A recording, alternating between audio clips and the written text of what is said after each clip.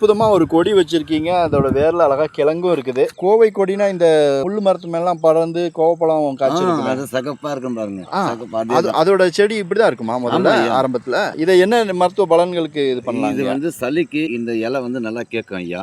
அதை விட்டா ரத்தம் கட்டி இருந்தா இதனுடைய இலைச்சாரியும் சுண்ணாம்பு கொஞ்சோண்டு போட்டுட்டு கையில வச்சுட்டு தேய்ச்சி விட்டோம்னா ஒரு அரை மணி நேரத்துல ரத்த கட்டு எடுத்துடும் ஐயா. இப்போ ரத்த கட்டு அப்படின்னா இந்த அடிபட்டு ஒரு இடத்துல ரத்தம் தேங்கி செவந்து ஒரு மாதிரி கருப்பா இருக்கும், அதை சொல்றீங்களா? இல்ல உடம்புக்கு உள்ள ரத்தம் வந்து கட்டி ஸ்ட்ரோக் அந்த மாதிரி வருமா? வெளியே அடிபட்டு அந்த ரத்தம் அந்த இடத்துல செவந்து போயிருக்கு, அதுக்கு வந்து இதை பயன்படுத்த முடியும். இந்த கிழங்குக்கு என்ன மருத்துவ பலன் இருக்குங்க ஐயா?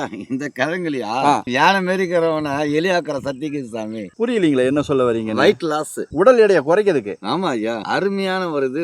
எப்படி இது என்ன பண்ணுவோம்? இந்த கிழங்க சூரணமாக்கி இதுக்குள்ள குரு மருந்து கலந்து கொடுத்தோம்னா ஒரு மாசத்துக்கு 6 கிலோ வரைக்கும் வெயிட் குறையும் ஐயா. எவ்வளவு அற்புதமான தகவல் இதுல இருக்கு. கோவக்காய் வந்து பாத்தீங்கன்னா பிபி குறைக்கிறதுக்கு நல்ல ஒரு மருந்துன்னு நான் கேள்விப்பட்டிருக்கிறேன். இப்போ நீங்க சொல்லிதான் இது வந்து சளிக்கும் பயன்படுத்தலாம், உடல் எடையை குறைக்கிறதுக்கும் பயன்படுத்தலாம்னு தெரியுது. தெரிஞ்ச மூலிகை பொருளா இருந்தாலும் தெரியாத அற்புதமான பலனை சொன்னீங்க. இதனுடைய பழம் வந்து பல்லுக்கெல்லாம் அற்புதமான ஒரு நிவாரணி. பல்வலிக்கு அதை பழத்தை பயன்படுத்தலாம். சகல நிவாரணி கோவை. இவ்வளவு பலன்கள் இருக்கு, ஒரே பொருளுக்கு பல பலன்கள். ரொம்ப ரொம்ப நன்றிங்க, ரொம்ப அற்புதமான தகவலை கொடுத்தீங்க. இன்னொரு வீடியோல இதே மாதிரி புது புது தகவல்களோட மீண்டும் உங்களை சந்திக்கிறேன். நன்றி, வணக்கம்.